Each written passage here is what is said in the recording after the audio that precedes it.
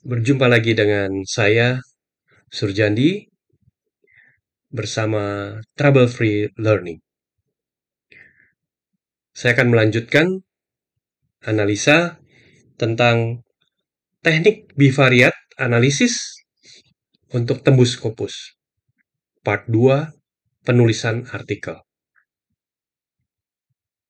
Sebelum saya memperlihatkan artikel saya yang sudah tembus Scopus, ya, saya akan coba membreakdown atau menjelaskan secara garis besarnya dahulu, nanti baru kita melihat artikelnya. Oke, urutan dalam penulisan artikel, ya seperti video saya sebelumnya yang bisa dilihat bahwa ada abstrak, introduction. Nah, di dalam introduction ini biasanya ada yang menuliskan langsung literatur review di dalam introduction, ada yang literatur review itu di luar dari introduction. Ya, jadi itu masing-masing punya pendekatan. Setiap ini beda-beda ya. Lalu metodologi, result, discussion, dan reference. Ini biasanya adalah urutan yang standar.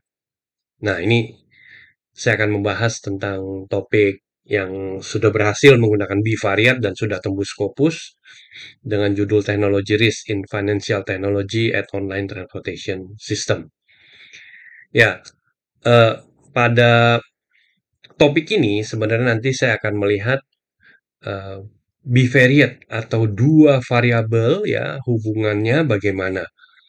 Ya, di sini dilihat biasa kita jelaskan dulu kalau di abstrak itu fintech itu seperti apa, perkembangannya gimana, karena itu statement yang penting. Jadi bahwa topik yang kita gunakan itu adalah topik yang menarik ya gitu ya. Dan online transportation juga suatu hal yang menarik. Ya. Kita mau lihat gimana inherent risk ya dari sistem terhadap service yang user. Ya. Jadi emang setiap aplikasi itu mempunyai inherent risk yang akan berdampak terhadap pengguna ya.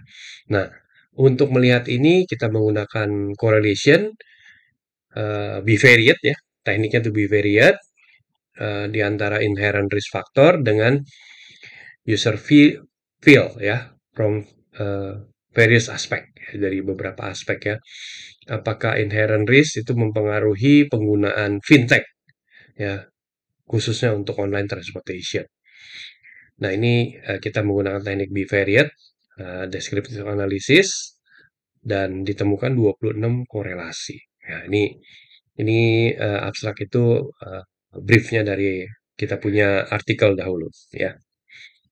Oke, nah di introduction ini ada hal yang biasa poin-poin yang saya ingatkan kembali bahwa pentingnya penelitian ini, ya fenomena atau permasalahan yang ditemukan.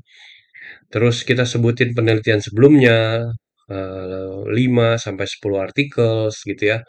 Lalu dari penelitian sebelumnya kita bisa menemukan gaps atau permasalahan yang belum dibahas yang akan menjadi novelty dari penelitian kita gitu ya. Lalu kita menyebutkan juga metode penelitiannya dan kalau ada literatur review kita tuliskan literatur review di dalam metode introduction ini. Kalau literatur terpisah kita tuliskan terpisah ya. Balik lagi seperti yang saya katakan tergantung dari masing-masing eh, publisher-nya ya. Lalu rangkuman hasil, jadi di dalam introduction ada rangkuman hasil, tapi bukan hasil detailnya ya, rangkumannya aja. Lalu kita sebutkan juga dampak keilmuan dan industri ya, sehingga kita bisa melihat dari pentingnya penelitian ini. Oke, di dalam metodologi ya, apa yang kita tuliskan, kita cara yang kita gunakan untuk melakukan penelitian ya kualitatif atau kuantitatif. Dalam hal ini kita kuantitatif, teknik yang digunakan otomatis yang kali ini kita bahas adalah bivariate analysis. Metode pengambilan datanya gimana? Snowball sampling ya. Metode untuk pemrosesan datanya kita menggunakan alat bantu SPSS dengan statistik ya. Metode untuk pembuatan kuesioner kita menggunakan Likert Scale 6. Nah, di dalam metodologi ini kita jelaskan ya. Lalu langkah berikutnya adalah result and discussion. Nah, di dalam result and discussion biasanya kita memperlihatkan background respondennya ya. Respondennya itu dari siapa aja, gimana gitu. Lalu jangan lupa ya, kita harus menyebutkan validitas dan reliabilitas dari data responden. Validitas dan reliabilitas pertanyaan-pertanyaan yang kita gunakan. Ya, nanti kita lihat di paper itu ya. Lalu hasil pemrosesan datanya gimana? Ya, baru yang terakhir discussion. Hasil yang didapatkan atau ditemukan dan juga dibandingkan dengan hasil sebelumnya. Apakah sama atau beda? Kalau dia beda, nah kita bisa jelaskan ya kenapa itu beda gitu ya. Nah, itu yang beda itu yang menarik gitu. Walaupun sama itu adalah juga menarik ya, eee, tapi yang beda itu jauh lebih menarik ya. Lalu di dalam conclusion itu adalah rangkuman hasil penelitian, dampak terhadap keilmuan dan industri, future research, dan limitation. Oke, nah ini eee, poin-poin yang dituliskan di dalam artikel tersebut. Sekarang kita akan melihat ke artikelnya ya.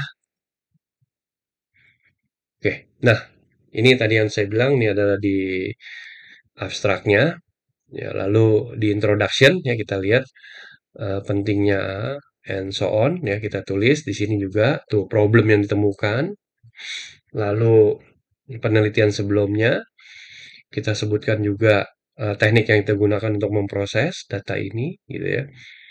Lalu simpulan tapi secara rangkuman ada 26 correlation associate that use fintech service inherent technology risk ya.